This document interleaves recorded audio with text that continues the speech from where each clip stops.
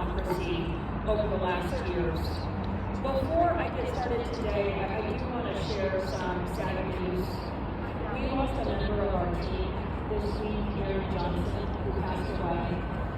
We are very just torn up about it. We miss him dearly. And he was a young man who dedicated his life to what you guys are fighting for democracy, for our country, for our freedoms.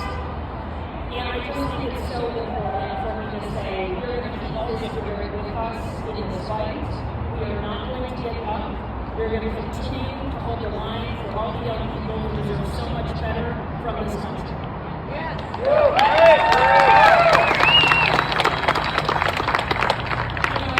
Our grand organizer mentioned that when I ran for Secretary of State and won, I became the youngest Secretary of State in the country.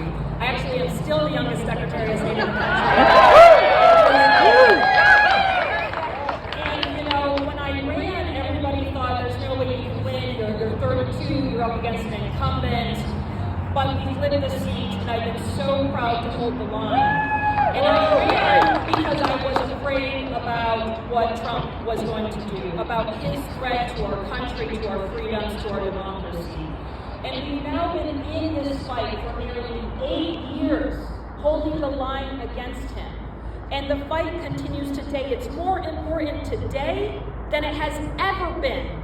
And it's going to take every single one of us holding the line in 26 to save our country. We have seen this president push the bedrock principles of our democracy and the rule of law to the brink. He abuses our legal system. He breaks the law. He undermines the Constitution. Just in the last month, we've seen the Trump administration call for the unconstitutional federalization of our elections, but only in certain states. You can guess which states those are. He joked that we shouldn't even have an election. They raided a Georgia election office in support of his unfounded 2020 conspiracies. Using ICE to terrorize communities, executing a mom, executing a man, and then telling you guys not to believe your eyes when you see those murders.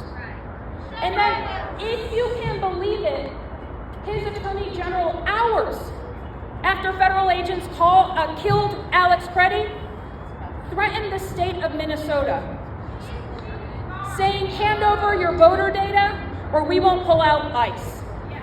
These guys are abusing their power. And I'll tell you, we've seen it right here in the state of Colorado. They sued me because I said, hell no, I'm not handing over Colorado's sensitive voter data. Hell no, we're not going to help you. We're not going to help you undermine American elections, attack American voters. They're suing me, and we look forward to beating them in court. And you all have seen the Tina Peters saga. Look, I addressed the nation's first insider threat in 2021. Tina Peters breaking into her equipment, trying to prove his lies.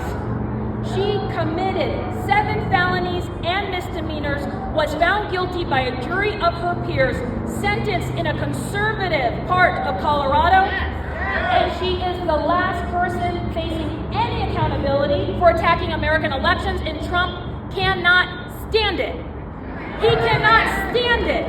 The idea that our justice system in this state would not allow him to break American elections, would not allow him to pardon people like he's pardoned the 1600 insurrectionists, trying to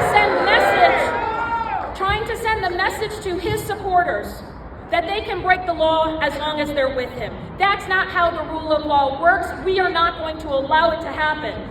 We are going to continue to hold the line. I'm going to give you a couple examples of what we've done. Number one, we have opened up access to voting. Automatic voter registration. That means 800,000 new voters registered. Parolee reenfranchisement. That means 11,000 people with their voting rights restored. Guaranteed access on tribal lands, on college campuses. That means young people, people living on tribal lands having their voices heard. We are not going to stop.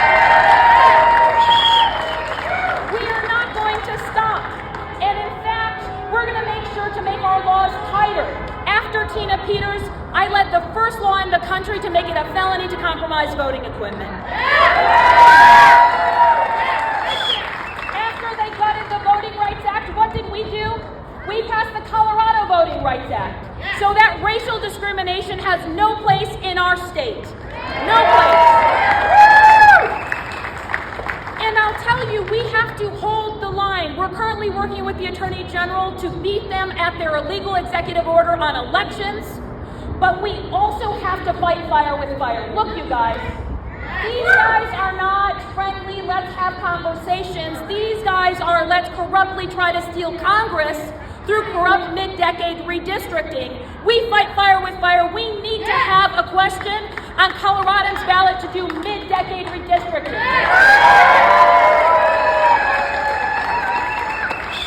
You guys know the phrase, beep around, find out.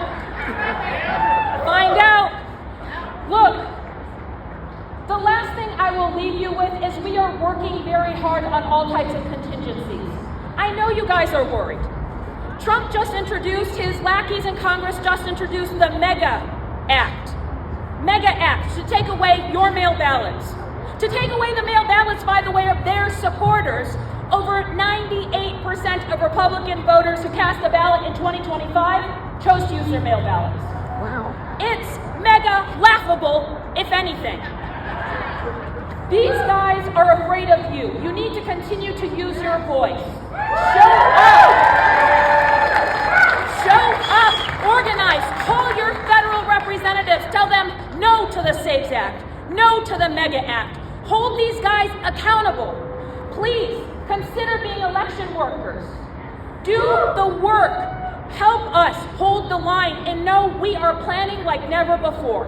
We are planning for the things that are keeping you up at night. We are working with the Attorney General. We are working with the Governor. Look, these guys want to take us to a time where your voice isn't heard.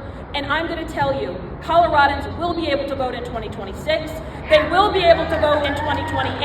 And we are going to safeguard elections in our democracy. Thank you.